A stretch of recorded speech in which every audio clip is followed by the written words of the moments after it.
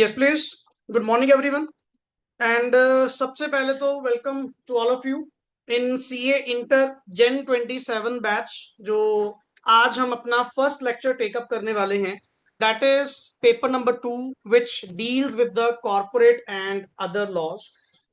काफी सारी बातें तो साहिल सर के साथ आपकी हो ही गई होंगी, मेरे लिए तो कुछ इतना बचा नहीं होगा। आज मैं थोड़ा सा कंटेंट ही आप लोगों को करवाऊंगा, बट कुछ बैकग्राउंड चीजें जो मुझे आपको क्लैरिटी में प्रोवाइड करनी है रिगार्डिंग द सिलेबस को लेकर एंड हमारी अप्रोच क्या रहेगी पढ़ने को लेकर। Clear?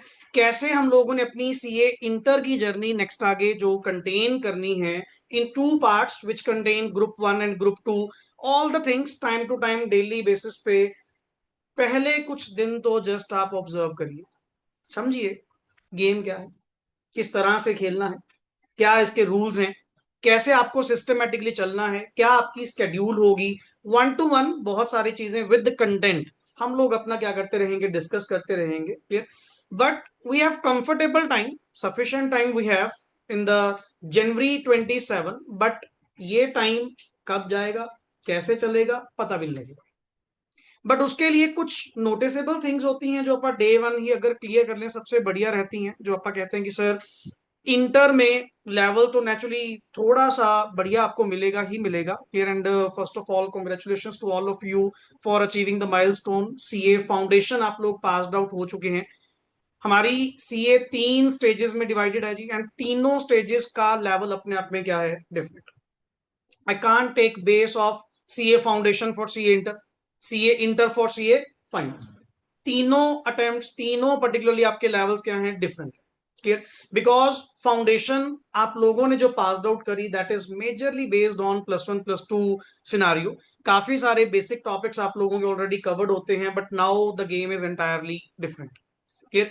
I can say that and out of you कुछ बच्चे अपने में से डायरेक्ट एंट्री वाले भी हैं जो डायरेक्टली एनरोल्ड हुए हैं फॉर द सीए इंटर को लेकर। क्लियर? सो जितना भी कंटेंट आप लोग बीकॉम में डायरेक्टली पढ़ चुके हो एंड आगे भी मेरे साथ कंटेन करेंगे सर, बहुत ज्यादा ट्रांजिशन आपको देखने को मिलेगी, अपने आप में ट्रांसफॉर्मेशन देखने को मिलेगी कि यहाँ कंसेप्ट अपने बड़े कंसेप्चुअली चलते हैं, थॉरोली चलते हैं, एंड माइन्यूटली हर चीज की डिटेल में जाना पड़ेगा।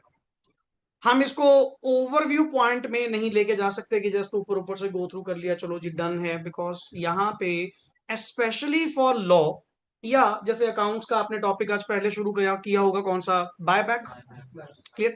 बहुत सारी चीजें सीए इंटर लेवल पे प्रैक्टिकल बेस्ड आपको देखने को मिलेंगी, और लॉ का पेपर तो कहने को थ्योरेटिकल है बट मेरे लिए सबसे ज्यादा प्रैक्टिकल टॉपिक अपने आप में कौन है, कंपनी लॉ।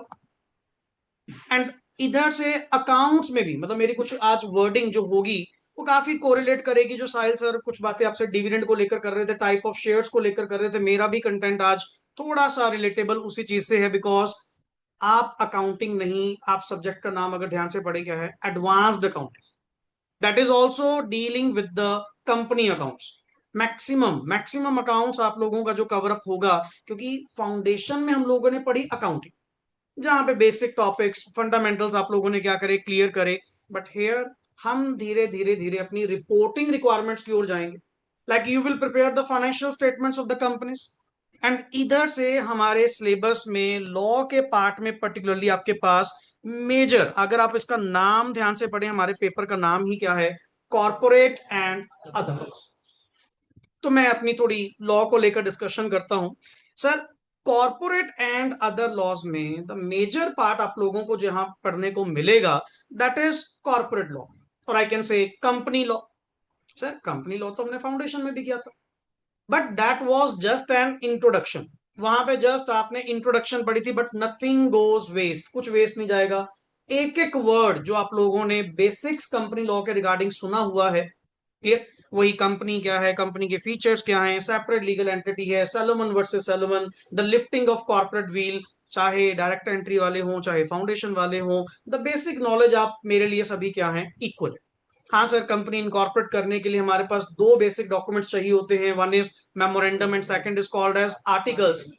वो सारी चीजें and the doctrines, mainly 3 doctrines हम लोगों ने फाउंडेशन लेवल पे या बीकॉम लेवल पे आप लोगों ने सुने होंगे। Number 1 is doctrine of ultra vires, doctrine of constructive notice and doctrine of indoor management. क्या सर वही पढ़ना शुरू करेंगे दोबारा फिर? नहीं, वो हम अभी टेकअप नहीं करेंगे, वो तो आप पहले पढ़ चुके हो। नहीं तो आपको इंटर है ही कुछ नहीं सर, ये तो होएगी फिर। अगर वही फाउंडेशन वाला हमने सिलेबस पढ़ना है तो we will start with something new, जो हमने कभी पहले डिस्कस नहीं करा, और मैं आपको यहाँ पे मिक्स मैच लेके चलूंगा। Can as a roller coaster, कभी कहाँ कभी कहाँ कभी कहाँ, कोई भी टॉपिक में आप एंटर होंगे और उसकी भी वजह समझाऊंगा कि कैसे आप लोगों को नेक्स्ट आगे मेरे साथ चलना। ठीक है, हम पहले अपना एक इंटरेस्ट क्रिएट करते हैं सब्जेक्ट के अंदर कि सर ऐसा सीए इंटर में लॉ में क्या है। So today I am going to start with the company law. Company law के अंदर मैं चैप्टर आप लोगों को जो करवाने जा रहा हूं that is chapter number 8, and which deals with the word declaration and payment of dividend. अभी आप इससे पहले डिविडेंड वर्ड को लेकर कुछ सुन ही, but that is accounting perspective. अभी तक आपने मेरी जितनी टर्म सुनी होंगी सब आपने अकाउंटिंग परस्पेक्टिव में करा होगा, बट उसका बैकएंड कभी नहीं देखा।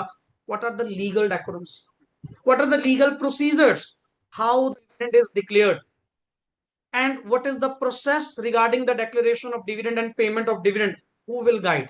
सर पहली बात, डिविडेंड जो एक टर्म है, आई थिंक सो जितनी आपने टाइप ऑफ ऑर्गेनाइजेशंस में, मेन तीन टाइप आपने ऑर्गेनाइजेशन की सुनी होंगी। Sole proprietor, number two is partnership, and आजकल पार्टनरशिप इंक्लूड्स एलएलपी। क्लियर? या main third form of organisation अपनी क्या चलती है? कंपनी। और कंपनी फॉर्म में ही आप लोगों ने वर्ड क्या सुना होगा? डिविडेंड वर्ड सुना होगा। पहली दो फॉर्म में तो वर्ड सिंपल वर्ड चलता है क्या? प्रॉफिट। बट डिविडेंड वर्ड आपने पर्टिकुलरली, हाँ sir dividend is payable to the shareholders. Dividend is basically a return on the investment what the shareholders invested in the company. Shareholders ने जो भी पैसा company में क्या करा? Invest करा। सर सिंपल सी बात है, कोई भी पर्सन अपने फाइनेंशियल रिसोर्सेज क्या करेगा? प्रोवाइड करेगा, फ्री फंड में थोड़ी करेगा। अब आप कहीं पैसा इन्वेस्ट करेंगे, why it is called as investment, why you are not calling it an expenditure? हम जब भी वर्ड यूज करते हैं कि मैंने इन्वेस्टमेंट करी, हालांकि यह तो खर्चा ही है, तुम्हारी ओर से तो पैसा ही गया। द मेन वर्ड इज कमाने की। दैट मीन्स फर्स्ट थॉट तेरे माइंड में क्या होता है जब भी तुम वर्ड बोलते हो कि मैंने इन्वेस्टमेंट करी? मतलब वहां से कोई ना कोई इनकम आपको क्या होगी? जनरेट होगी। हाँ, इनकम की अलग अलग तरह की फॉर्म है। डिबेंचर्स के केस में तुम वर्ड क्या बोलते हो? इंटरेस्ट। क्लियर? शेयर्स के केस में वर्ड क्या बोलते हैं? बट है तो सर कहीं ना कहीं आपको पे आउट तो करना पड़ेगा। बट कंपनीज के केस में बहुत सारे सिनारियोज डिफरेंट होते हैं। बट पहले चलो आप सिलेबस इंट्रोड्यूस करते हैं, मार्क्स वाइज एक बार क्लैरिटी कर लेते हैं just in 10 minutes, and after that I will start with the chapter number 8 today. आपका कुछ हल्का हल्का कंटेंट मैं ऑरली समझाऊंगा, देन आप सेक्शन भी उतरेंगे एक एक करते हुए। क्लियर? सर कॉर्पोरेट में पहली बात, कॉर्पोरेट एक्ट जो आप लोगों का है सर, हमारे सिलेबस में कौन से लॉज हैं जी? Particularly business laws. ये तो फाउंडेशन से ही हम अपना पढ़ते आ रहे हैं। हाँ, फाउंडेशन में आप लोगों ने कौन से पढ़े? कॉन्ट्रैक्ट एक्ट पढ़ा, सेल ऑफ गुड्स एक्ट पढ़ा, थोड़ा सा नेगोशिएबल पढ़ा, इंडियन पार्टनरशिप पढ़ा। बट कहते सर वो तो आपका हो चुका, वो तो हम आपको समझा चुके, वो तो बेस आपने लिटिल बिट याद रखना ही रखना है। But I am particularly entering into one type of main act जो कल को आपके प्रोफेशन का मेन हिस्सा बनेगा। ये नहीं कह रहा कि फाउंडेशन वाले काम नहीं आएंगे, वो तो है ही है, बट मेनली कल को हम लोग भी एज अ प्रोफेशनल प्रैक्टिस अगर कल को क्या करते हैं? एक्सपेक्ट करते हैं। सर मैं तो एक्सपेक्ट करूंगा कि कल को मेरे पास क्या आए? कंपनीज। कंपनीज मेरे पास, और कंपनीज के केस में सर स्केल भी अच्छा, पैसे भी अच्छे, फीस भी अच्छी। क्यों? जितने ज्यादा कंप्लायंसेस होंगे, जितने ज्यादा रेगुलेशंस इनके ऊपर एप्लीकेबल होंगे, उतनी सीए की रिक्वायरमेंट डे बाय डे क्या होती जाएगी? इंक्रीज होती जाएगी। अभी तक तो सर कोई रोक है नहीं। अभी तक तो डेली बेसिस पे कोई ना कोई नया रूल, कोई ना कोई नई कंप्लायंसेस बनी रही। और ऊपर से सर कंप्लायंस करना, इनके ऊपर रेगुलेशन करना बने भी क्यों ना? सबसे मेन पॉइंट, कहते सर फाउंडेशन पढ़ा था जी, फाउंडेशन में तो आपने कभी इतना नहीं कहा इनको ये करना पड़ेगा, फलाना करना पड़ेगा। कंपनीज में हर जगह जगह आपको कंप्लायंस करने पड़ेंगे, सेक्शंस फॉलो करने पड़ेंगे, नहीं तो पेनल्टी लगेगी, पनिशमेंट लगेगी। What is the basic difference कि आप कंपनीज को इतना ज्यादा रेगुलेट कर रहे हैं, और वही तेरा इंडियन पार्टनरशिप एक्ट था। जिसने ये तक भी कह दिया था कि रजिस्ट्रेशन करवाना भी मैंडेटरी नहीं है, करवानी हो तो करवा लेना, नहीं करवाना होता तो भी ठीक। अच्छा, सोल प्रोप्राइटरी है, उसके ऊपर कोई एक्ट ही नहीं, उसका बेचारे का कोई वजूद ही नहीं।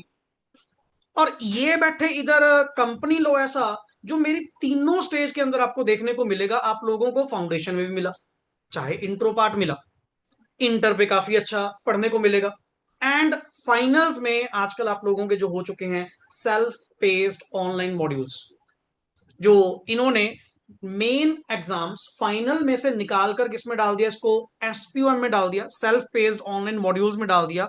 बट है तो है ना लॉ। बाकी जब तक आप फाइनल्स में पहुंचेंगे, आपकी जब ड्यू होगी, पॉइंट भी तब तक कोई स्कीम रिवाइज हो जाए, दोबारा शायद इसको एंटर डिस्क्रिप्टिव पेपर में कर दें, सर पढ़ने को तो मिलेगा मिलेगा हमारे लिए। हाँ वो बात अलग है कि चाहे एमसीक्यू हो या डिस्क्रिप्टिव पार्ट हो, बट ये कंपनी लॉ अपना साथ नहीं छोड़ेगा। ये तीनों स्टेजेस में ही मेरे को देखने को मिलेगा। हाँ, फाउंडेशन पे मैंने जस्ट 30 पेज पढ़े, वो 30 पेज आपके ये पढ़े सर। पर्टिकुलरली सबसे पहला चैप्टर का नाम क्या है, प्रीलिमिनरी। नंबर 2 आपका टॉपिक क्या है, word incorporation of company and the matters incidental, जो आम सिंपल से पॉइंट आपने अभी तक फाउंडेशन लेवल पे पढ़े हैं, दैट्स इट। हाँ, समथिंग न्यू ऑल्सो, इसमें कुछ एक्स्ट्रा पार्ट भी देखने को मिलेगा, क्लियर। बट जो भी हमने कंपनीज एक्ट का वहां पढ़ा है, एग्जैक्टली 1 to 1 सारा आपको रिपीट होगा, क्लियर। मेरा जो पॉइंट चल रहा था कि कंपनीज के ऊपर इतनी रेगुलेशन क्यों बनाएगी, और मेरे बिजनेस लॉ में मेन एनेक्टमेंट एक सीए स्टूडेंट को जो पढ़ाई जाती है वो कंपनीज एक्ट को लेकर बहुत पढ़ाई जाती है। मैं ये जस्ट पूछना चाह रहा हूं कि कंपनीज के ऊपर इतनी रेगुलेशन क्यों है sir, why. General general public interest एक अलग चीज हो गई, वो तो चलो हाँ जी। Limited liability, the main word is separate legal entity.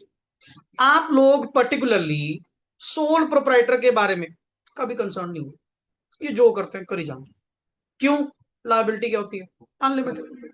ये कुछ भी गलत करेंगे, अपने आप इनके ऊपर आएगा। कहते खुद के पाँव में कुल्हाड़ी मार, इनका वो हिसाब है। कर लो, क्या बिगाड़ोगे, खुद का ही बिगाड़ोगे, कौन सा किसी का कुछ जाएगा।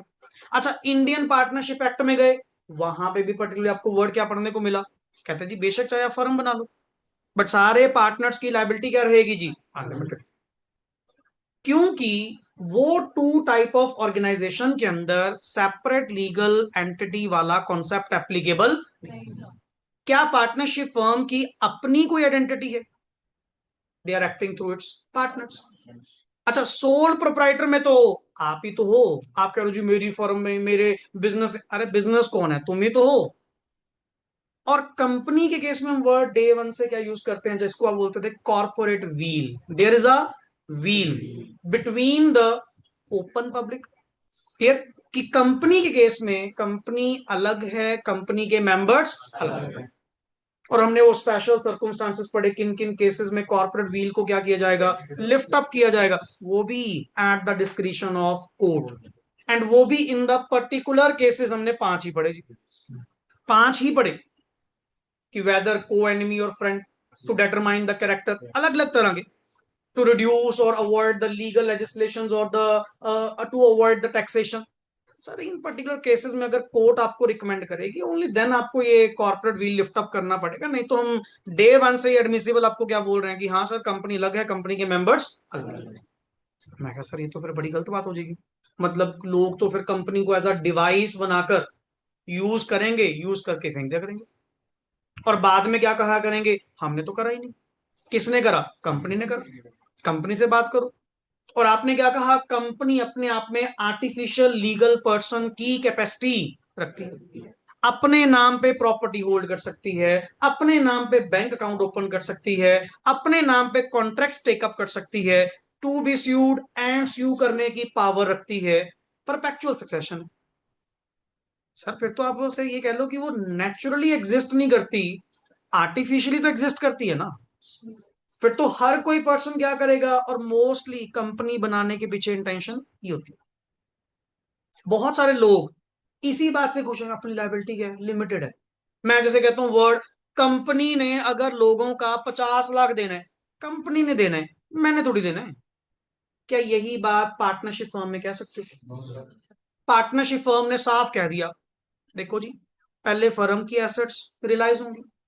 अगर उससे पैसा पूरा हो गया तो बहुत बढ़िया, तुम सारे बच गए। अगर फर्म का पैसा पूरा नहीं हुआ, पार्टनर्स को अपने घर से पैसा लेकर आना, but every single pie you have to pay. आपको पेमेंट करनी पड़ेगी, नहीं तो तुम्हारा भी इंसॉल्वेंसी डिक्लेयर करवा देंगे, तुम्हारा भी दिवाला निकाल देंगे। कंपनी के केस में नहीं है सर। कंपनी के केस में डे वन जब आपने ये कॉन्सेप्ट अप्लाई करवाया, उसी दिन कंपनी इनकॉर्पोरेट होते ही एक छोटा सा टॉपिक आता था, what is the effect of registration. कि सर कंपनी जिस दिन बन जाती है, होता क्या है? कहते होना क्या है, जो जो आपने फीचर गिनाए थे, जो जो आपने पॉजिटिविटीज बताई थी, वो सारी क्या हो जाएंगी? एक्टिव हो जाएंगी। कंपनी अपना एक्ट करना क्या कर देगी? शुरू कर देगी। जिस हिसाब से आप बता रहे हो जी, मतलब फिर तो कल को लोग गलत इंटेंशन वाले भी बहुत होंगे, क्योंकि अपना इंडिया थोड़ा उल्टा चलता है ना। अगले लॉ पढ़ते हैं, ये लिखा हुआ, ये तो नहीं लिखा हुआ। अपने वाले ऐसे हैं, हर चीज का तोड़ पहले निकालते। इन्होंने एक्टिव लैंग्वेज तो पढ़नी नहीं, इन्होंने पैसिव पढ़नी है। कि मतलब ये कह रहे हैं इसकी चोरी नहीं करनी, अच्छा इसकी नहीं करेंगे बाकी कर लेंगे। ये उल्टा चलेंगे। तो भाई हर जगह सोचना पड़ेगा हमें। एंड बेसिकली एक सिंगल वर्ड, हम पहले भी, अगर मैं सिर्फ जस्ट एक वर्ड को इंट्रोड्यूस करूं, अपने फाउंडेशन में अपने साथ सारी बातें करी हुई हैं। सर लॉ एक्चुअली क्या है? लॉ बेसिकली एक रिटन विल है लेजिस्लेचर की। हमारे इंडिया में तीन बॉडीज हैं जो इस पूरी गवर्नेंस को लेकर बैठे हैं। One is the legislative body, second is the executive body, and number third is the judiciary. And तीनों रेगुलेटरी फ्रेमवर्क्स का काम अलग अलग है। लेजिस्लेटिव बॉडी का काम क्या है? लॉ बनाने का। इनका काम है टू लेजिस्लेट। हम आपको लॉ बनाकर देंगे as per the ideology of the public. आप लोगों से ओपिनियंस लेकर, हमारे व्यूज के अकॉर्डिंग, जो हमारी जो रूलिंग पार्टी है, उनके आइडियोलॉजीज क्या कहती हैं, चाहे बीजेपी है, चाहे आप पार्टी है, चाहे कांग्रेस पार्टी है, इनकी थिंकिंग क्या है। यहां से चीजें जनरेट होती हैं, लेजिस्लेटिव बॉडी को आइडिया जाता है, फिर उसके ऊपर वो काम करना शुरू करती है। बट इनका काम सिर्फ लेजिस्लेट करने का है, इनका काम एग्जीक्यूट करने का नहीं। एग्जीक्यूटरी काम किसका है पर्टिकुलरली? जो तुम्हारे पर्टिकुलरली आगे सर ये गवर्नमेंट आ जाती है, जिसमें आईएएस, आईआरएस, जितने भी सिविल सर्विसेज के लोग हैं, इन लोगों का काम होता है उस बनाए गए लॉ को क्या करवाना? Implement. Not to provide the justice. Justice provide करना इनका काम नहीं है। अगर ये दोनों फंक्शन, ये तीनों फंक्शन अगर एक लेवल पे इकट्ठे हो गए, सैग्रीगेट ना किया जाए, सर ये नहीं पता इंडिया की शेप क्या होगी। इन दैट केस अगर मैं कह दूं जी आपका काम है सिर्फ एग्जीक्यूट करवाना, अगर मान लो कोई लॉ नहीं मानता, सजा देना तेरे पास पावर नहीं है। तुम्हारा काम है उसको कहां पेश करना? जुडिशरी के सामने। उसकी जो भी एप्लीकेशन है वहां लेकर न्याय देना तेरा काम नहीं है। नहीं तो फिर पुलिस वाले, चलो कहने की जरूरत नहीं, ठीक है ना, पता लगा रिकॉर्डिंग में पकड़े मारे मेरे को। है तो दो फंक्शन आपने अगर एक जगह पे इकट्ठे कर दिए, सर फिर तो गलत काम हो जाएगा। ठीक है ना, ऑन द स्पॉट पर्टिकुलरली वो क्या ट्रीटमेंट करेंगे, सही करेंगे मतलब एथिकली करेंगे या unethically. So these autonomous bodies जितनी भी हैं, इनको इंडिपेंडेंट काम करने दो, अपना अपना काम करने दो। जुडिशरी का काम क्या है? मेरा काम है पर्टिकुलरली न्याय देना, वो भी बने हुए लॉ के अकॉर्डिंग। अगर मैं पूछूं कि जितने भी जुडिशरी में जजेस बनाए जा रहे हैं, क्या जजेस का काम कानून बनाना है? क्या जजेस का काम लेजिस्लेट करना है? नहीं। जजेस का काम क्या है? बने हुए लॉ को इंटरप्रेट करते हुए एक नेचुरल जस्टिस क्या करना? प्रोवाइड करना, based on the circumstances, based on the situation so warrants. मेरा काम हुआ। मेरा काम लेजिस्लेट करना नहीं। और I have some little bit powers, मैं थोड़ा सा एड ऑन या कम कर सकता हूं, that's it. But I can't make all law, मैं कंप्लीट लॉ नहीं बना सकता। मेरा काम है जस्टिस प्रोवाइड करना। इवन कई बार रिकमेंडेशन, कई बार सुप्रीम कोर्ट की भी रिकमेंडेशन किसको जाती है? टू द लेजिस्लेटिव बॉडी, कि भाई इस तरह के लिटिगेशंस बहुत आ रहे हैं हमारे पास, इसके लिए कोई ना कोई कानून बनाओ, कोई ना कोई written will. The main word is written. And written है तभी लोग फॉलो करते हैं। अगर रिटन ना हो, कौन फॉलो करे? ऑरली टर्म्स को कौन मानता है? कोई भी नहीं मानता। लॉ में अगर मान लो कभी भी किसी पर्सन का आपस में डिस्प्यूट हो जाता है तो हर चीज को लेकर दिखा कहाँ लिखा हुआ है, हम नॉर्मली बोलते हैं उसी टाइम आप सेक्शन खोल के देख ये लिखा हुआ, एज पर सेक्शन दिस ये करना पड़ेगा। सो मेरा जो प्रोफेशन है, अपना जो कल को प्रोफेशन है अपना, तो डिपेंड ही अपनी दुकानदारी किसके ऊपर करती है, लॉ के ऊपर करती है। And we people are saying that कि why law is in our syllabus. Law के कारण ही एक सीए है। आप मोस्टली अपनी स्टडीज में पर्टिकुलर क्या पढ़ रहे हो, लॉ। इनकम टैक्स भी क्या है, लॉ। जीएसटी भी क्या है, लॉ। ये सब एनेक्टमेंट्स हैं जो अल्टीमेट कल को आपके प्रोफेशन का मेन प्रैक्टिस का कोर एरिया बनती हैं। दिस आप एक वर्ड यूज करते हो हमारे सीए प्रोफेशन में पर्टिकुलरली, दो चीजें मेन आती हैं। One is the auditing and second is consulting, consultancy. अब आज की डेट में अगर हम बात करें, बहुत सारे रेप्यूटेड सीएस मतलब जो काफी लंबे टाइम से मतलब प्रैक्टिस में हैं, वो साइनिंग से तो बाहर ही हो गए। वो तो छोड़ चुके balance sheet and all sign सुन करना, वो आ चुके प्योरली कंसल्टेंसी। हमारे पास स्पेशलिटी है पर्टिकुलरली कि आपको मान लो कोई बिजनेस स्टार्टअप करना है, कोई प्रमोशन आपको किसी चीज की करवानी है, मार्केटिंग स्ट्रेटेजी आपको लेनी है, अपने लोगों को सारी नॉलेज है। आप एक प्रैक्टिस में कितनी तरह के बिजनेस को होल्ड करके बैठे हो, कितने सारे क्लाइंट्स के होल्ड करके बैठे हो सारे डाटाज, तुम्हें कितने बिजनेसेस की नॉलेज है।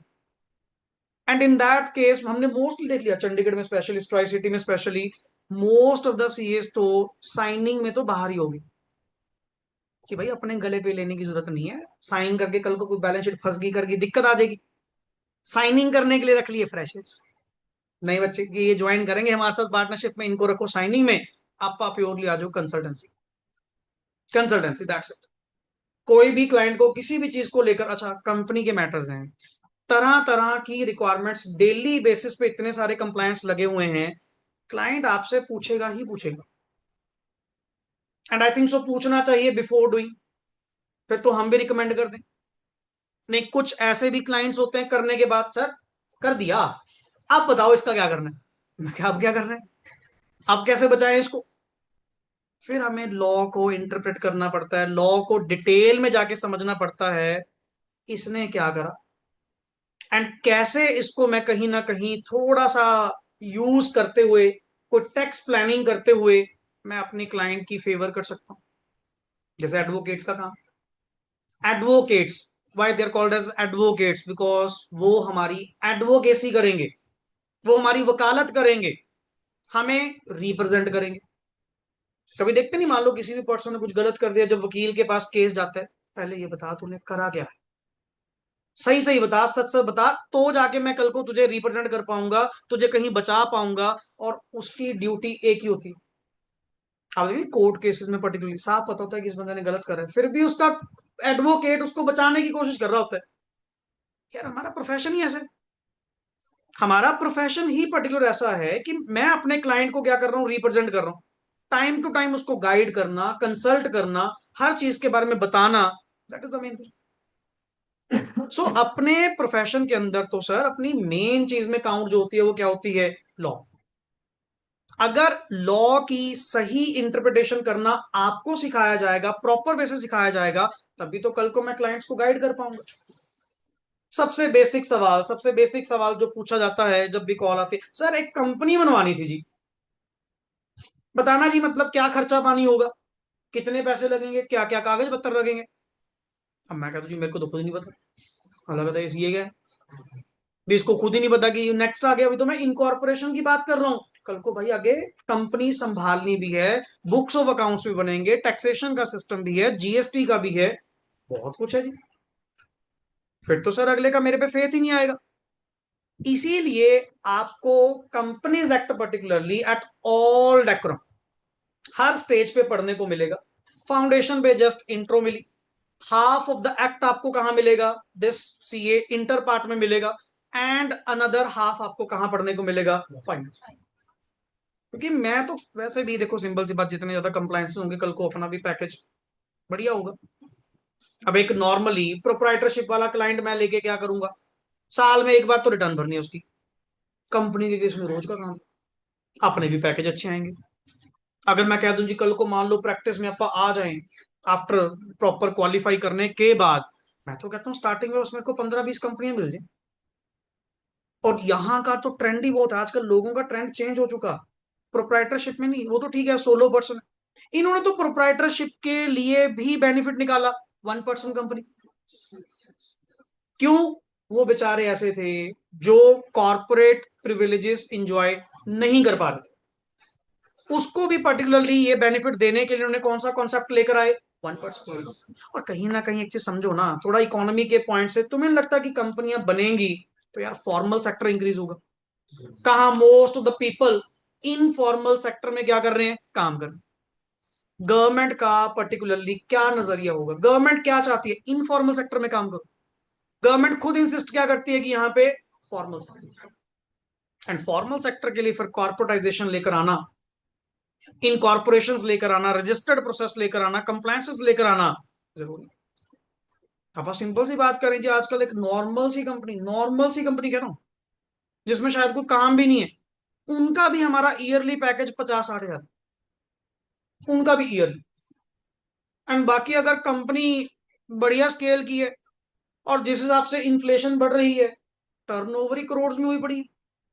नॉर्मल सी कंपनी की बात करो, टर्नओवर कितनी है जी, 20 करोड़, 30 करोड़, 50 करोड़, इतनी इतनी टर्नओवर निकाल रहे।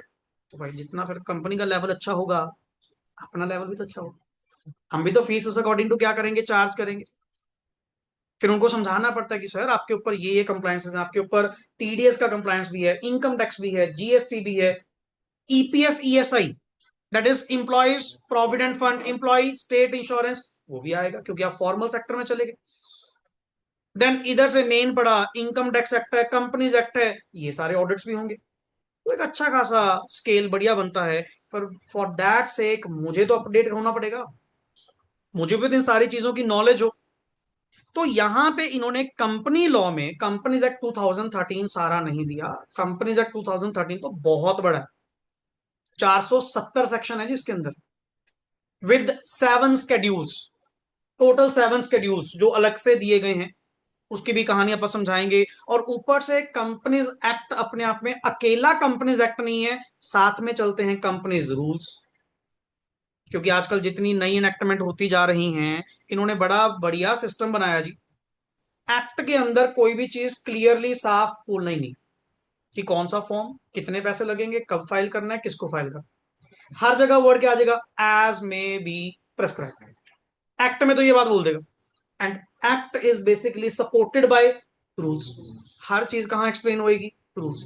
अब इसके बैकग्राउंड सिनारियो क्या है, अगर इन्होंने एक्ट के अंदर क्लियरली मेंशन कर दिया, कल को अगर चेंज करना पड़ गया, फिर तो सर वो लॉ चेंज करने के बराबर हो गया। एंड हमने एक प्रोसेस डे वन फाउंडेशन में भी थोड़ा सा बताया था कि लॉ मेकिंग का प्रोसेस क्या है, कितनी स्टेजेस में से होकर वो पास होगा। सर्वे तो अमेंडमेंट लानी बड़ी मुश्किल हो जाएगी, ये तो बड़ा मुश्किल काम हो जाएगा। इन्होंने सिस्टम ही खत्म कर दिया। और आज की डेट में मोस्टली इनेक्टमेंट जो बन रही है ना, इसी पिच पे बन रही है। ये एक्ट में कभी सीधे मुंह सही चीज बताते ही नहीं, in such form in such manner as may be क्या होगा, प्रेस्क्राइब। और वो सारी प्रेस्क्रिप्शन कहां पड़ी होती हैं, रूल्स में। रूल 3, 4, 5 जो भी चल रहे होंगे। मतलब सर कंपनीज एक्ट अपने आप में, बंदा बच्चा कहता है कि मैंने को सर ये सिर्फ कंपनीज एक्ट पढ़ना है, नहीं, कंपनीज एक्ट, कंपनीज रूल्स जो बीच में ही चल रहे होंगे, एंड स्केड्यूल्स जो अलग से गिवन है। तो ये इतना बड़ा जो एक्ट है, सारा तो नहीं हमारे इंटर के सिलेबस में है। हमारे सिलेबस में जो दिया गया that is half part, major part, जिसमें सेक्शन नंबर 1 से लेकर 148 तक, दैट इज चैप्टर नंबर 10 तक, ये 1 to 10, ये आप ये मान लो ये पूरा कंपनीज एक्ट ही आप खोल रहे हो। चैप्टर 1 का नाम भी पढ़ के लिखा हुआ था, प्रीलिमिनरी, सेक्शन 1। क्योंकि प्रीलिमिनरी में कौन डील करता है, सेक्शन 1। एंड हर एक्ट का मोस्टली सेक्शन नंबर 2 क्या होती है, डेफिनेशन। आपने अगर मोस्टली एक्ट पढ़े होंगे सब में सेक्शन नंबर 2 आपको, क्योंकि जो आपका प्रियम्बल है, स्कोप है, इंट्रोडक्शन है, ये कौन बताएगा, सेक्शन 1। आपने अभी तक जितने एक्ट पढ़े किसी का सेक्शन 1 पढ़ा? सीधी कहानी शुरू कहां से होती है, सेक्शन 2। क्योंकि सेक्शन 1 किस में डील करता है, प्रियम्बल या उसके स्कोप के बारे में, उसकी एप्लीकेबिलिटी के बारे में। एंड सेक्शन 2 मोस्टली कौन सा होता है जी, डेफिनेशन। एंड मेन कहानी शुरू होती है, प्रोविजंस कहां से शुरू होती हैं आपकी, सेक्शन नंबर 3। तो वहां से लेके तेरे जितने भी चैप्टर्स डिवाइडेड हैं, 148 section will be the last of audit and auditors which deals with the cost audit। ये भी अब आप में से मैक्सिमम ये भी आइडिया होगा कि सर हमें सेक्शंस क्या याद करने, नहीं करवाऊंगा ऑटोमेटिकली। 1 to 1 आपको फोकस नहीं करना, आपको मैं ही याद करवा दूंगा और 1 to 1 चलेंगे सारे। हाँ बट क्या राइटिंग में लिखने, नहीं, राइटिंग में हम प्रेफर नहीं करेंगे कि आप आंसर में कोट करो। क्यों? वहां पे पर्टिकुलरली अगर कुछ गलत हो गया, सेक्शन जरा सा भी आपने गलत लिख दिया, प्रोविजंस क्रॉस, आपा पंगा लेना ही नहीं। इस चीज में वेरी सॉर्टेड है, सीधा सा वर्ड एक स्टार्ट करेंगे, एज पर कंपनीज एक्ट 2013, खुद ही ढूंढ लो, अपने को नहीं पता। हाँ इंप्रेशन जमाना है, वैसे बात करनी है, जैसे एक वकील नहीं होते, वकील इसलिए आपका कैसे जज करते हैं कि यार बड़ा अच्छा वकील है यार, section as per section this, as per section this, और सामने वाले को कौन सा पता होता है कि वो सेक्शन है या नहीं। आपका तो इंप्रेशन बनाए, अल्लाह का तो सर ये मेरा नोटिस होगा, हाँ हाँ सेक्शन 70 के अकॉर्डिंग ये हो जाएगा, फलाना हो जाएगा, इसमें दम है बंदे में यार, ये ले 20, ये करवा के हटेगा काम। उसको बड़ा पता है सेक्शन 70 कौन है। बोलने में, इंप्रेशनेबल थिंग्स में ये चीजें काउंट करती हैं, but not in writing. ICI ने इस चीज पे क्लैरिफिकेशन प्रोवाइड करेगी। मोस्ट ऑफ द एफएक्यूज आते हैं, बच्चा ये पूछता है जी लॉ में सेक्शन लिखने क्या जरूरी है, क्या कोई एक्स्ट्रा वेटेज मिलती है, नथिंग। हाँ बट उन्होंने ये भी क्लियर करा कि गलत लिखा वही मारेंगे, वही नंबर काटेंगे उसके। इन दैट केस बढ़िया भाई, पंगा ना ही लो, अपने को चाहिए नहीं। हम तो सीधा कहते हैं बस एक्ट का नाम ही सही लिख दो, वही बहुत बड़ी बात है। प्रोविजन आपके सही होने चाहिए, क्रक्स कंक्लूजन आपका सही होना चाहिए, आपके नंबर आपको मिलेंगे मिलेंगे। इन वहमों में कुछ नहीं पड़ा। हर बंदे अलग अलग तरह के टीचिंग स्टाइल में रखते हैं, हम बड़े ओपन माइंडेड हैं, हम कहते हैं सीधी सी बात, रिजल्ट ओरिएंटेड। मैं सेक्शन 1 to 1 याद करवा के क्या करूंगा, बच्चा सेक्शन ही याद करता रहेगा, अंदर का तो पता नहीं। पेपर में भाई साहब क्रक्स देना है, केस स्टडी का सोल्यूशन देना है कि मेरी प्रोविजन के अकॉर्डिंग इसका ये होना चाहिए था, ये फॉर्म इतने दिन में फाइल करना था, इनका एक्ट ये वैलिड है या इनवैलिड है, मेरा क्रक्स वो है, मेरा सेक्शन नहीं है। और इन्होंने साथ में लॉन्च करा जी कंपनी इनकॉर्पोरेटेड, वर्ड क्या लिखा हुआ है, जिसको हम लोग एक वर्ड यूज करते हैं, this companies called as foreign companies की एक छोटी सी डेफिनेशन आप लोगों ने पढ़ी भी हुई है फाउंडेशन में। Foreign company means which is incorporated outside India but having place of business in India. आप हो कहीं बाहर के, बने हुए हो किसी बाहर की कंट्री के मुताबिक, बट आपका POB, POB stands for place of business, business activity आप कहां कर रहे हैं, इंडिया। अभी तो और भी डिटेल में पढ़ा, वेदर इलेक्ट्रॉनिकली और physically, whether at its own और थ्रू इट्स एजेंट, यार हमें नहीं पता। अब ऐसे तो नेटफ्लिक्स की बात करें, नेटफ्लिक्स पर्टिकुलरली है तो आउटसाइड इंडिया इनकॉर्पोरेटेड, जो भी कंपनी इसको रन कर रही है, बट बिजनेस प्लेस उनकी कहां पे है, इंडिया। फिजिकली नहीं है, इलेक्ट्रॉनिक, डाटा कंटेंट सर्विस दे रही हूँ, सब्सक्रिप्शन तो इंडियन मार्केट से भी जा रही है, एंड वो डायरेक्टली पैसा कहां जाता है उनकी, बाहर वाली। सो बोले कहते जी हमने कहा इंडिया में देखो दुकान खोली है, नेटफ्लिक्स की दुकानें खोलेंगी, कि हम बताओ जी फिजिकली कहाँ एग्जिस्ट करते हैं। मैं कहा बेटे डेफिनेशन ध्यान से पढ़, वहां पे कल्ला फिजिकल नहीं लिखा हुआ, फिजिकल और इलेक्ट्रॉनिक, किसी भी वे से बिजनेस एक्टिविटी करना। अब बात आई कि इसको May 24 में जब स्कीम थोड़ी रिवाइज हुई, सिलेबस को लेकर ये चेंज किया गया, कि ये कॉन्सेप्ट यहाँ पे क्यों लाया गया। अच्छा भला फाइनल्स में पढ़ा तो था, ये पहले फाइनल्स का चैप्टर था, और इसमें हमारे सेक्शन जो चलते हैं जी 379 से लेके 393A तक, कुछ 14-15 सेक्शन है जी, बस इतने से। अब पॉइंट ये अच्छा भला chapter number 22 of the companies act, companies act, ये बुक के चैप्टर्स हैं, मैं किसकी बात कर रहा हूं, कंपनीज एक्ट, इतना बड़ा एक्ट है, उसको भी चैप्टर्स के अंदर क्या किया गया, डिवाइड।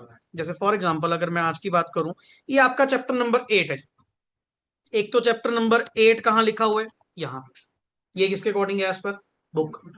एक वर्ड आपको ये दिख रहा होगा कुछ, क्या लिखा हुआ है, चैप्टर 8 ऑफ द किसका, क्योंकि सर एक बात बताओ 470 सेक्शन आपके टोटल इंक्लूडेड हैं, मैं कल को अगर मान लो पर्टिकुलरली कोई सेक्शन ढूंढने में पड़ गया और आपने कुछ इस तरह से कोई इंडेक्स वगैरह कोई पर्टिकुलरली चैप्टर डिवाइड नहीं करे हुए, आप तो बीच में ही गुम हो जाएंगे। ऐसा क्लाइंट को गाइड करने लगे मैं खुद ही गुम हो गया, ये भी पंगा। कंपनीज एक्ट ने for the sake of convenience, आप लोगों की इजी कन्वीनियंस के लिए क्या करा, पूरे सेक्शंस को, पूरे एक्ट को अलग अलग चैप्टर्स के अंदर क्या कर दिया, डिवाइड। चलो अगर मैं यहां तक की बात करूं सर, 1 to 10 तो वैसे भी लाइन वाइज बुक के भी सेम है और कंपनीज एक्ट के भी सेम है। बट ये वाला जो चैप्टर है, पहले तो सेक्शन ही देख ले कहां जा रहे हैं, 379। ये जो कॉन्सेप्ट है ये पहले कहां था, सिर्फ फाइनल्स में। फिर इसको यहां क्यों लाया गया, कारण कहते हैं बच्चा आर्टिकलशिप में जाता है, इंटर्नशिप में जाता है, एंड आजकल जिस हिसाब से मॉडर्नाइजेशन ग्लोबलाइजेशन इतनी हो चुकी है, कितनी सारी कंपनीज ऐसी हैं पर्टिकुलरली जो कोई बाहर की हैं इधर काम कर रही हैं, इधर की बाहर काम कर रही हैं, और अपने बच्चे को प्रोविजन नहीं पता, जबकि ट्रेनिंग उसकी पहले है, फाइनल्स उसकी बाद में। एंड बच्चा कहिए अभी तो पढ़ाएंगे हमें, तो ये तो मैं डील ही नहीं कर पाऊंगा। तो लैकिंग फील होने शुरू होगी कि बच्चे ट्रेनिंग तो कर रहे हैं बट उनको प्रोविजंस का ही नहीं पता कि फॉरेन कंपनी को कंप्लायंस कौन कौन से करवाने। कहते जी मेरे से डोमेस्टिक कंपनी का पूछ लो, मेरे को तो वही पढ़ाया गया, मुझे तो बस उतना ही पता है। ये कोई जवाब थोड़ी हुआ, फिर तो बंदे की ट्रेनिंग में लैकिंग रहेगी। इन्होंने फाइनल्स में से, नॉट सारा, फाइनल्स में से एक चैप्टर, वो भी कुछ मेन सेक्शंस निकाल कर कहां पे लॉन्च कर दिए, कि कम से कम बच्चे को ये तो पता हो आप ये सारा यहां तक जितना कुछ भी पढ़ रहे हैं, ये सारा किसके ऊपर एप्लीकेबल है, डोमेस्टिक कंपनी के ऊपर तो एप्लीकेबल है। Domestic company means which is incorporated in India. और फिर उनका तो मुझे सिस्टम पता है, मुझे ये बताओ फॉरेन कंपनी का क्या करें, क्या फॉरेन कंपनी के ऊपर कंप्लायंसेस नहीं होंगे? सर होंगे, कम होंगे या ज्यादा होंगे, कम होंगे। कारण हम एफडीआई प्रमोट करना चाहते हैं, हम तो इंसिस्ट कर रहे हैं।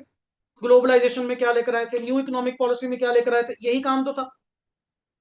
और इनको अगर तुम ऐसे ऐसे डराओगे, आ जा जा 1 to 148 सारे लगेंगे, क्या कोई कंपनी आएगी?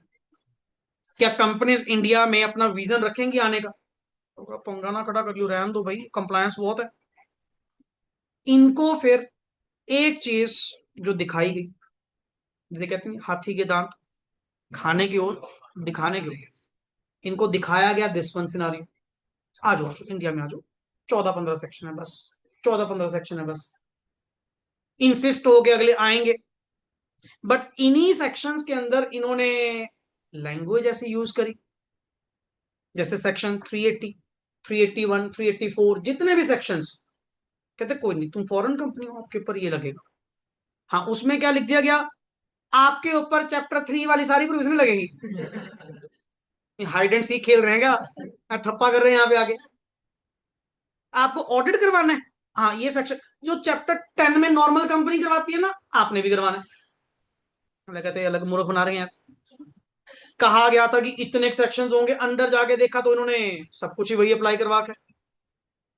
तो ये सिनारियो इसीलिए इंटर लेवल पे क्या किए गए, लॉन्च किए गए, कि आपको पता हो, स्टूडेंट्स को नॉलेज हो रिगार्डिंग दिस, कि कल को मान लो वो आर्टिकलशिप में जाते हैं, इंटर्नशिप में जाते हैं, तो ये ना हो कि हमें तो नॉलेज ही नहीं, हमें तो पता ही नहीं सर कैसे फॉरेन कंपनी डील करती है, क्या क्या कंप्लायंस करने हैं।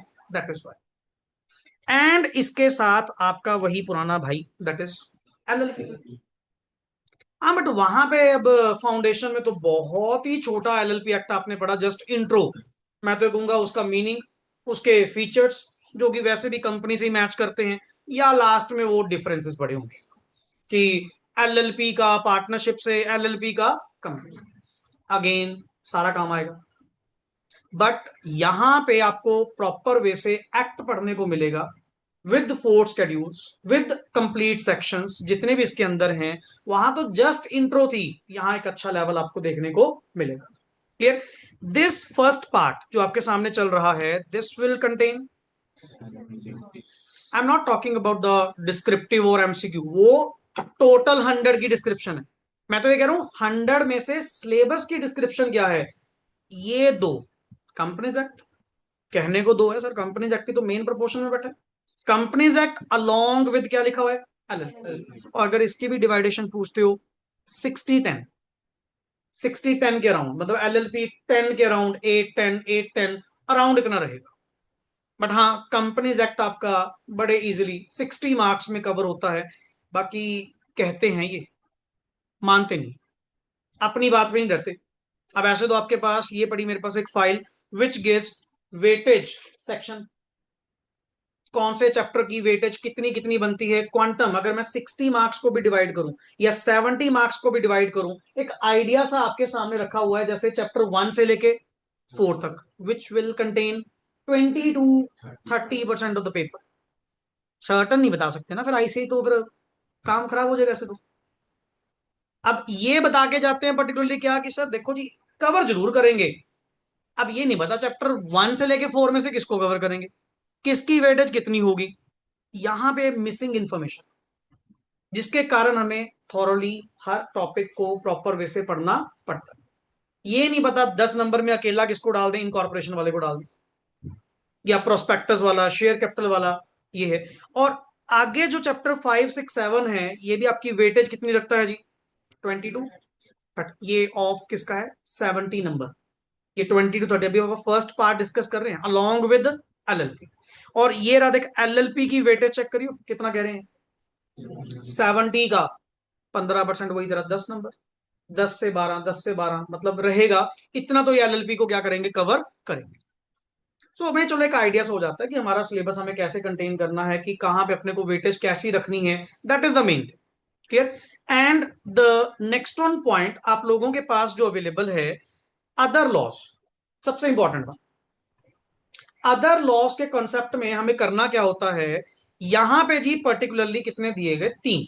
अब now I am talking about कितने नंबर की बात कर रहे हैं आपका सर, 30 मार्क्स की बात कर रहे हैं। 30 मार्क्स में हमारे 3 टॉपिक्स कवर किए गए, जिनमें से 2 एक्ट हैं, एक बेसिक इंटरप्रिटेशन ऑफ स्टैट्यूट्स कैसे करते हैं, जो मैं आपको पहले नॉर्मली अपनी लैंग्वेज में, काफी बच्चे तो जो आप में से फाउंडेशन मेरे पास पढ़े हुए हैं जानते हैं हमारा पढ़ने का वे आउट क्या।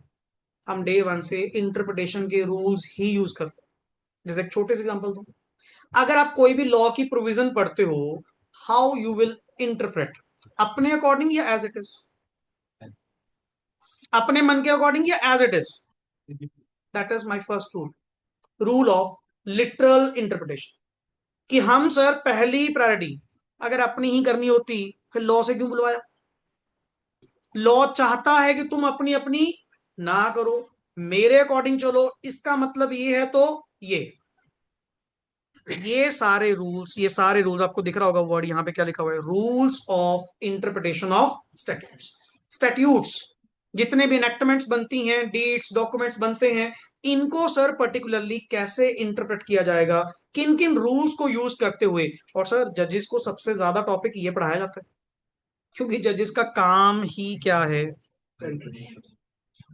to find out the real meaning, real intention of the lawmaker, why this word has been used, and to provide the natural justice to the जितने भी लोग वहां पे फाइलिंग कर रहे हैं। सर अगर वो भी इंटरप्रेट ना कर पाए, तो क्या फायदा सर इतने इंडिया में कानून बनाने का, अगर वो भी हमें जस्टिस प्रोवाइड ना कर पाए। आप एक चीज समझते हो कि आज भी लोगों का विश्वास कोर्ट पे है ना, हाँ थोड़ा हो, है तो है ना। हालांकि करप्शन वहां भी एंटर हो चुकी, चीजें वहां भी। और अपने करंट इश्यूज में मेन कारण ही कौन बनती है, पॉपुलेशन। क्या करें सर, इंडिया में पॉपुलेशन इतनी ज्यादा है, इन दैट केस फिर तो सर बड़ा मुश्किल वाला काम है, कहाँ संभालनी है। आप कभी इमेजिन करके देखो, बेचारे कितने के जजेस हैं, एंड रोज उनके पास कितनी एप्लीकेशन आते हैं। सनी देओल क्या क्या क्या थक गया, तारीख पे तारीख, तारीख ना दे तो क्या करें।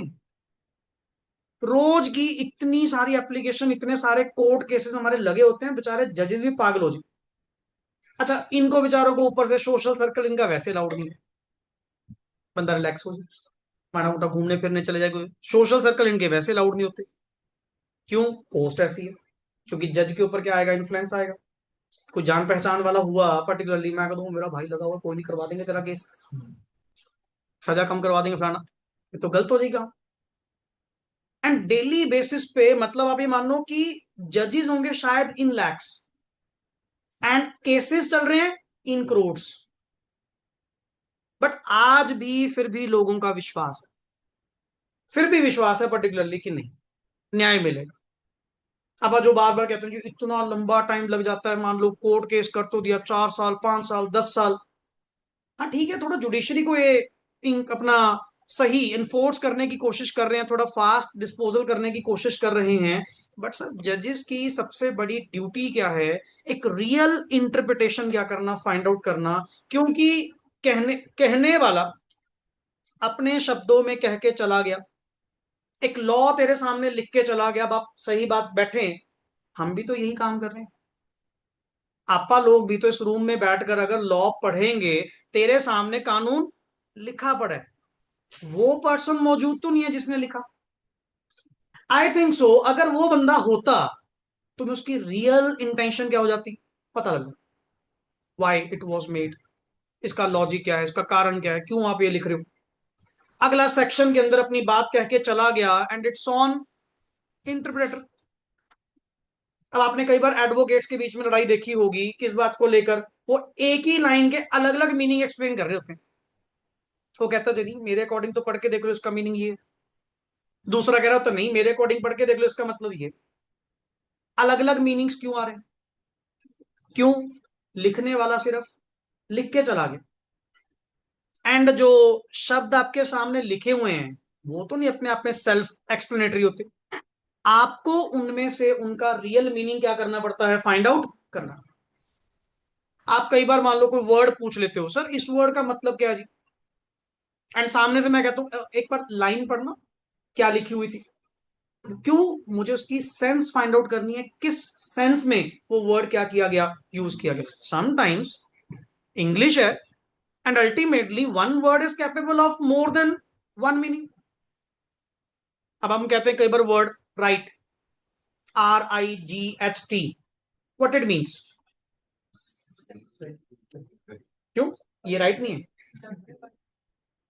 है, राइट लिखने वाला नहीं। अब आपको क्या पूछना चाहिए, सर आप किस सेंस में पूछ रहे हो? आप डायरेक्शन का पूछ रहे हो, हाँ ये राइट, या सही वाला पूछ रहे हो? स्पेलिंग दोनों के सेम है, लिखने में दोनों सेम है। सो इन दैट केस ये वाला जो चैप्टर है वो बहुत ज्यादा रोल प्ले करता है कि सर इंटरप्रिटेशन का मतलब क्या है। देन आते हैं जी सबसे इंपॉर्टेंट आजकल न्यू कंटेंट में चलने वाला, फैमा।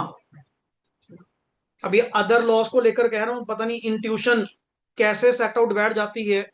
जनवरी 26 वालों को कहा था, जस्ट बिफोर द पेपर कहा था कि भाई आज जाकर पहले अकाउंट्स का पेपर हुआ, मैं कहा जी अदर लॉ पढ़ के जाना। ऐसे ही जस्ट मैंने वॉइस नोट डाला, पता नहीं माइंड में जो भी था जैसा भी था। मैं क्या, लास्ट बैच में कुछ बच्चों ने ना अदर लॉ ड्रॉप करे थे, और नेचुरली सर एक बात बताओ, अदर लॉ की वेटेज के कम है, 30 नंबर का पेपर है, 30 नंबर में पक्के, और वो भी 3 चैप्टर, और तीनों के तीनों छोटे छोटे से। वहां कंपनी एक्ट बैठा इतना बड़ा, एंड इतने सेक्शन, इतनी सारी प्रोविजन। आई थिंक सो ये भी मेरा कोर एरिया बन सकता है। अगर मुझे अपने नंबर ग्रास्प करने हैं तो ये भी अच्छा एरिया बन सकता है। मैंने उनको स्पेसिफिकली ऐसे ही बोल दिया, मैं यार कंपनी लॉ फिर भी ना हैंडल हो जाता है जिस हिसाब से आपने सुना होता है, जिस हिसाब से हम क्लासरूम पार्ट में पढ़ेंगे। आपको आई थिंक सो कई बार तो दोबारा पढ़ने की भी इतनी नीड नहीं पड़ेगी। आपके सामने अगर क्वेश्चन आएगा you can easily tackle it, companies की एग्जांपल प्रैक्टिकल बेस्ड होती हैं। मैं कहता तुम अदर लॉ पढ़ के जाना। अब जिन्होंने वॉइस नोट पे बात मानी, सुन लिया कि हाँ सर ने कहा भी अदर लॉ पढ़ लो, और कुदरती पता नहीं कैसे भाई जनवरी 26 के पेपर में, सारे पेपर में अदर लॉ, अदर लॉज ही अदर लॉ। और ये भी ऐसा नहीं है कि ये किसी एक पर्टिकुलर क्वेश्चन में ही तीनों चारों पार्ट में ही है।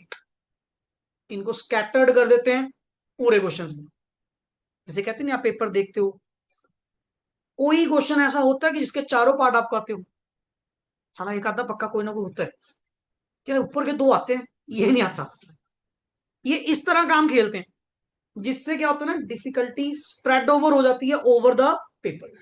अगर मैं ये सारा एक्ट उठा के मान लो कह रहा हूँ जीसी एक्ट है, उसका एक क्वेश्चन आएगा विद सब पार्ट्स, जा जीसी एक्ट छोड़ा क्यों, ऑप्शन है, आप करेंगे नहीं। बट ये चीजें बड़ी ये स्कैटर्ड कर देते हैं, हर क्वेश्चन का एक एक सब पार्ट कोई ना कोई इसमें निकाल देंगे। इनमें से कहीं जीसी डाल दिया, कहीं फैमा डाल दिया, कभी इंटरप्रिटेशन डाल दिया, LLP डाल दिया, स्कैटर्ड कर देंगे।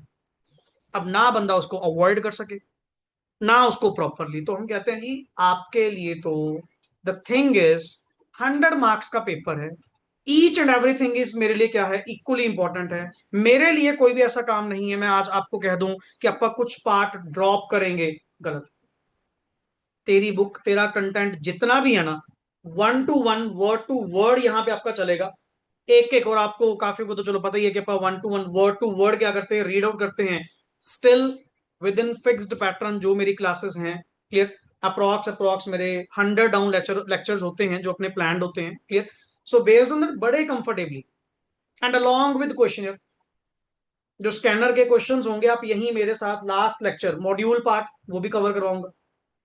वैरायटी देखना अब कहाँ कहाँ किस लेवल की चलेगी, बिकॉज अगर मैं कह दूं जो September 26 वालों को पढ़ाया वैसा नहीं, उससे अपग्रेडेशन मिलेगी किसमें, January 27, क्योंकि आपकी अटेम्प्ट्स तक बीच में 2 अटेम्प्ट्स और भी आ जाएंगे।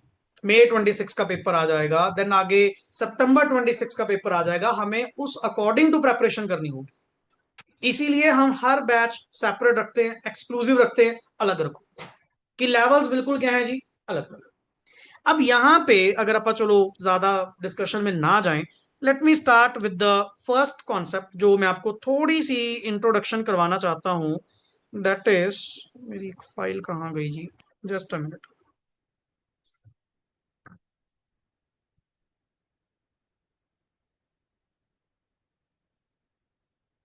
सुनो जी, अब हम लोग अपनी थोड़ी सी बेसिक डिस्कशन स्टार्ट कर रहे हैं। एंड दिस बुक जो मैंने आप लोगों को प्रोवाइड करी है, ये CA CS Munish Bhandari sir की है। दिल्ली के टीचर है जी, पर्टिकुलरली। अब तो ये पढ़ाना भी ड्रॉप कर चुके, छोड़ चुके।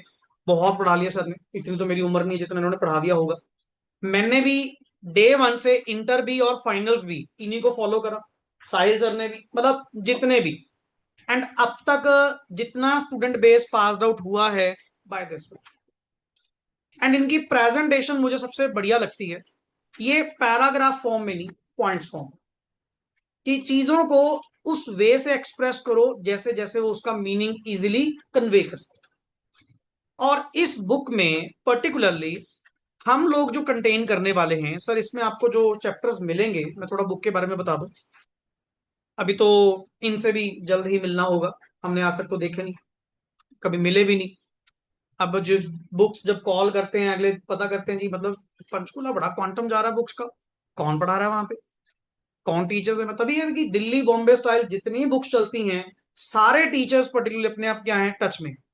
उनके उल्टा पब्लिशर का कॉल आया, कहते सर कभी मिलने का बनाओ। मुनीष सर याद कर रहे थे कि कौन है, मिल तो लूं दोनों भाइयों को एक बार जो पढ़ा रहे हैं यहाँ पे। हमारे लिए तो यार बहुत बड़ा दिन होगा, सीधी सी बात है कि उसको मिल लिए जिसकी वजह से चल रहा सारा कुछ, जिनसे हम लोग पढ़े। अब उनके टाइम की बात है सर, पर्टिकुलरली देखो वही बात है, एक वक्त आता है सबका। अब तो खुद ही वॉलंटरली तैयार हो गया, मेरे को जरूरत नहीं है, अपना बढ़िया पोर्टफोलियो बना हुआ है, स्टॉक मार्केट में खेल लेंगे, हमें क्या जरूरत पड़ी है यार।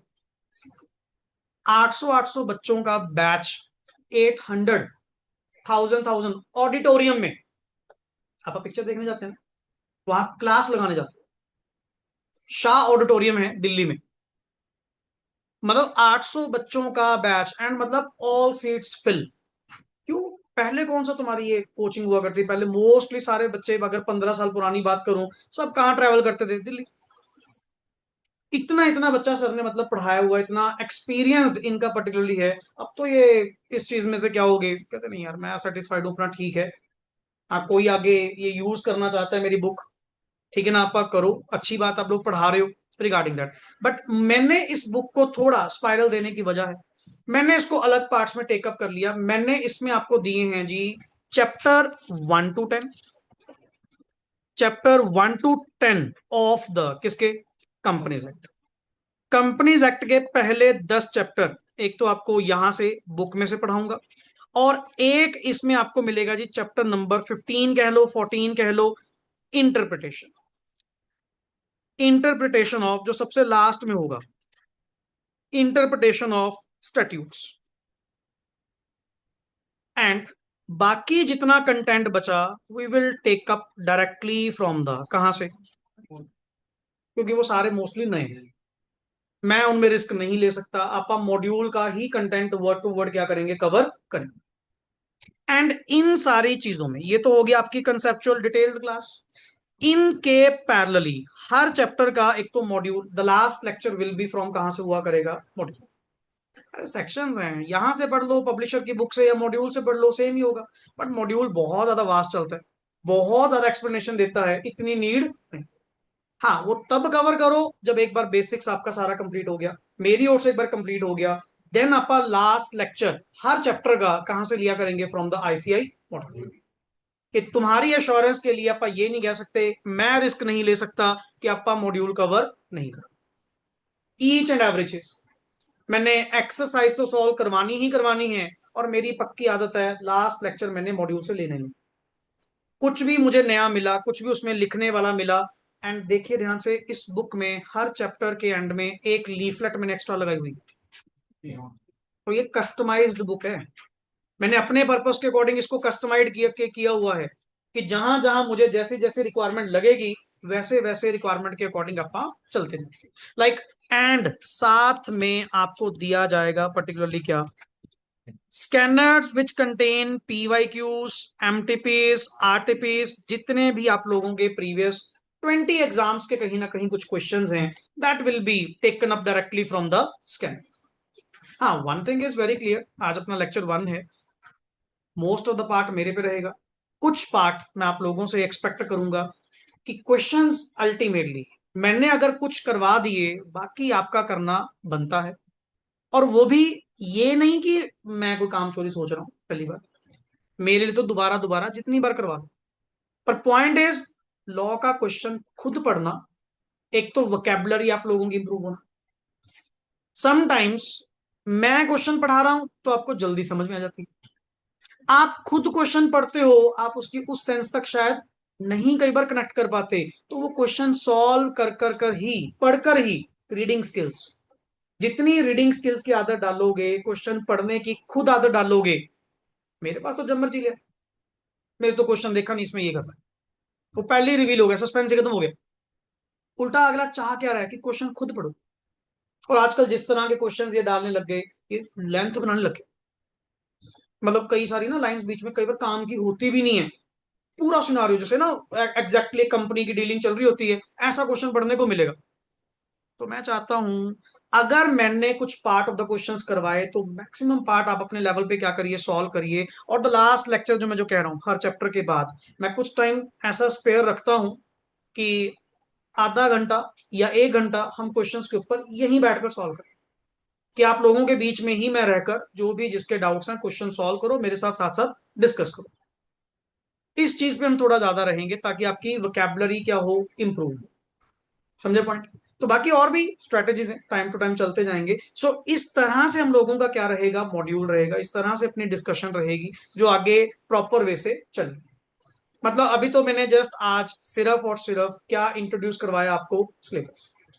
इस सिलेबस में टोटल आपके पास कितने चैप्टर्स हैं जी, 15।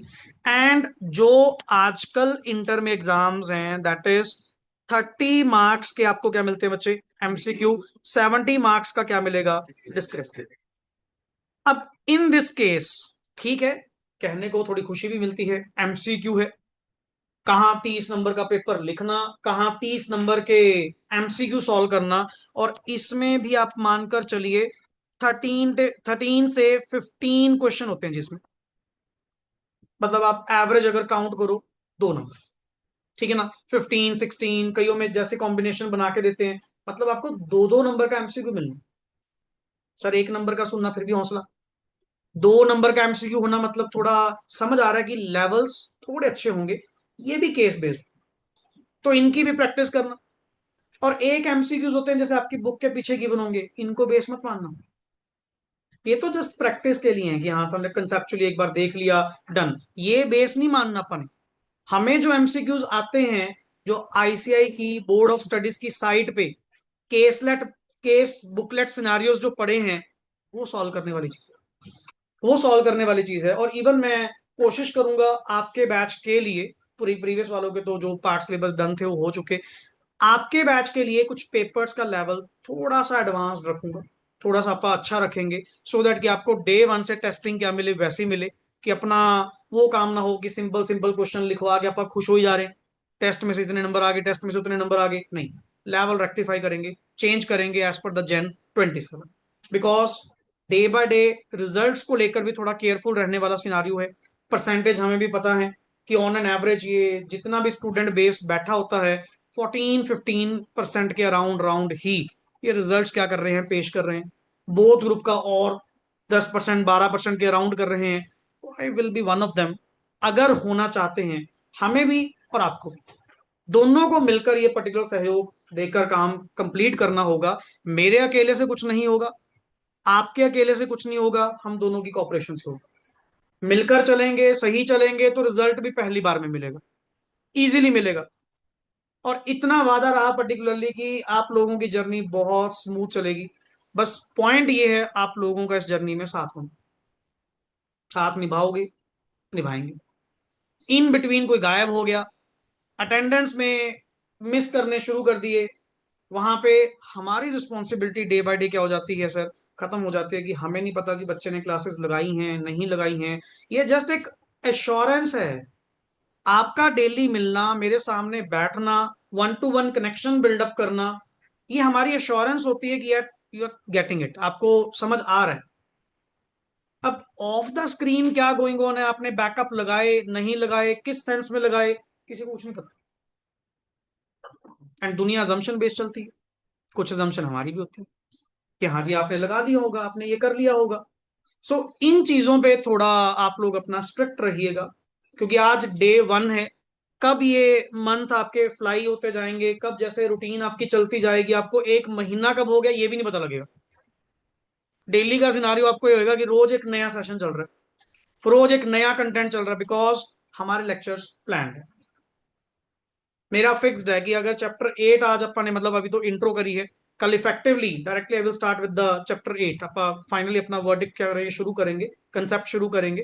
क्योंकि आज बेसिक्स समझाने भी जरूरी है, इंट्रो पार्ट होना भी जरूरी है। हमें यही नहीं पता कि सिलेबस क्या है, मेरा पेपर कैसे कंटेंट होगा, मेरे सिलेबस के अंदर किस तरह के टॉपिक्स मुझे देखने को मिलेंगे। अब एक लेआउट से मिल गई कि अपन ने ये टॉपिक यहां से करने हैं, इस तरह से अपने को चलना है, क्वेश्चंस हमें कैसे सॉल्व करने हैं, लास्ट लेक्चर हमारा कहां से हुआ करेगा, और फिक्स्ड। अब तो हमारे भी मतलब आंखों को भी ना सिस्टम वैसा सेट बैठ गया कि जब भी लेक्चर शुरू करते हैं वो ऑटोमेटिकली रुकता ही वहीं पे है जहां पे प्रीवियस बैच में रुका था। Contents are fixed, but one commitment is very clear. आपको जस्ट मुझे एक कमिटमेंट प्रोवाइड करनी है, कंसिस्टेंसी। मेरे को कुछ नहीं चाहिए, सिर्फ एक चीज चाहिए, जो डेली का काम है वो डेली खत्म हो। घर गए पर्टिकुलरली एक लालच की तरह बस आज का काम मैंने खत्म करना है, जो मर्जी हो जाए, आज का रिवाइज करना है, उसके बाद दुनिया तेरी, जो मर्जी कर, जो मर्जी कर, हमारी ओर से कोई रोक टोक नहीं। अगर कंसिस्टेंसी मेंटेन्ड है, बच्चों ने करी है बड़े आराम से। उनका बस एक ही वर्ड अगर आप ध्यान से कि मैंने सर अपना डेली का काम डेली खत्म करा, मैंने नहीं कभी पेंडिंग छोड़ा। और अगर बाय चांस कभी नहीं भी हो पाया, मेरे को तो चिंता सी हो जाती थी कि करो क्यों, ये सिस्टम्स आपके तभी सही चलेंगे। And by the part syllabus test जो मंथली बेसिस पे आप लोगों के होते रहेंगे। And it's not chapter wise, मैं चैप्टर वाइज नहीं कहूंगा, उसकी भी थियरीज होती हैं। कई बार बच्चों को आगे ना पता नहीं होता, हमारे पास तो डिफरेंट डिफरेंट क्वेरीज आती हैं। जैसा चलो सबने सुना होता है, सर आप चैप्टर वाइज टेस्ट नहीं लेते जी, एक एक चैप्टर करके। नहीं, सीए में एक बता, एक एक चैप्टर आएगा, 1.5 दिन में तेरे को पूरा सिलेबस पढ़ के जाना है। एंड अगर मैं कह दूं जी, सिंपल सी बात है, हमारी जो थिंकिंग है, लेने वाले चैप्टर वाइज भी लेते हैं पर्टिकुलरली, हमारी थिंकिंग ये है कि अगर मैं आपको अनाउंस कर दूं कि परसों आप लोगों का इस चैप्टर का टेस्ट है, आप परसों तक सिर्फ वही चैप्टर पढ़ोगे, आप बाकी सब छोड़ दोगे, टैक्स भी गया, अकाउंट्स भी गया, कोई मतलब नहीं, सिर्फ पर्टिकुलर वही पढ़ते रहेंगे। कितने आवर्स उसके ऊपर डिवोट करें। एंड आउट ऑफ 50 आपने अगर 40 मार्क्स 45 मार्क्स अगर ग्रास्प कर भी लिए, what is the big deal. क्यों, उसके ऊपर घंटे भी तो कितने लगाए हैं भाई, पर डे बेसिस पे 5-5 घंटे, जो भी 10-12 घंटे के बाद नंबर नहीं आएंगे फिर और कब आएंगे। उसमें असेसमेंट गलत होती है, उसमें मजा नहीं आता चीज का, क्योंकि आप एक ही चैप्टर पढ़ते गए एंड नेचुरली फिर उसी में आप खुश हो रहे हैं, मेरे नंबर आ गए, अच्छा नंबर आ गए। हम कहते हैं टेक सम बर्डन, थोड़ा सा क्वांटम ले, कि एक मंथ की परफॉर्मेंस अपनी खुद इवेल्युएट कर, अकाउंट्स के 2-3 टॉपिक्स होंगे, लॉ के 3-4 चैप्टर होंगे, टैक्स का कुछ पार्ट होगा। थोड़ा क्वांटम डील तो कर, अपने आप पे थोड़ी सी बर्डन डालने की आदत तो डाल, थोड़ी थोड़ी प्रेशर लेने की हल्की हल्की आदत डाल। नहीं, बंदा पहले चैप्टर वाइज चले, फिर पेपर के आगे पूरा सिलेबस करे, हो गया पजल। अब लास्ट बैच की ही बात है, इनके जी अब फोर्थ पार्ट सिलेबस होगा, फोर्थ पार्ट सिलेबस होगा, एंड इनका आज लॉ निपट जाएगा सारा, टोटल लॉ आज मेरा कोशिश है मेरी पैकअप हो जाएगा regarding that. 90% of the syllabus, 90% of the syllabus के टेस्ट हो गए। अब ये चीज मतलब अगर एमटीबीज के टाइम बाद में देखें इनको क्या होगा, हाँ पहले टेस्ट हो तो रखें, पहले अपन ने पढ़ा तो हुआ है, एक बार रिकॉल करो, फिर आओ पूरे एमटीबीज 100 मार्क्स वाले 3 पेपर हो। That is the thing. मैं चाहता हूं कि जब तक अपन साथ में क्लासरूम पार्ट में पढ़ें, साथ साथ आपका टेस्टिंग पार्ट भी अच्छा चलता रहे, ताकि आपको अपनी एश्योरेंस चलती जाए। ठीक है सर, हमने तो आगे बढ़ना ही बढ़ना है, आपको अपना विश्वास बना रहे कि ठीक चल रहा है मेरा। सो ये एक ओवरऑल स्ट्रक्चर अपने लोगों का रहेगा लॉ को लेकर, क्लियर। सो कल वाले पार्ट में जो मैं आप लोगों के साथ डिस्कस करूंगा, effectively we will start with the chapter number 8, क्योंकि अगर एक बार शुरू हो गया फिर मेरे को 1 घंटा चाहिए, फिर बात बीच में ड्रॉप नहीं कर सकते। तो इट्स बेटर कल मेरा पहला वर्ड ही शुरू कहां से होगा, चैप्टर 8। आप ऑफिशियली फाइनली अपना सेक्शन 123 क्या करेंगे, यहां से स्टार्ट करेंगे। That's all regarding the intro जो हमें आज रिक्वायर्ड थी, कि what is in the CA inter syllabus, हमें क्या क्या टॉपिक्स यहाँ पे पढ़ने को मिलेंगे और कैसे हमारी अप्रोच रहेगी। Am I clear? चलिए, ओके जी, thanks lot and rest we will do in the next part.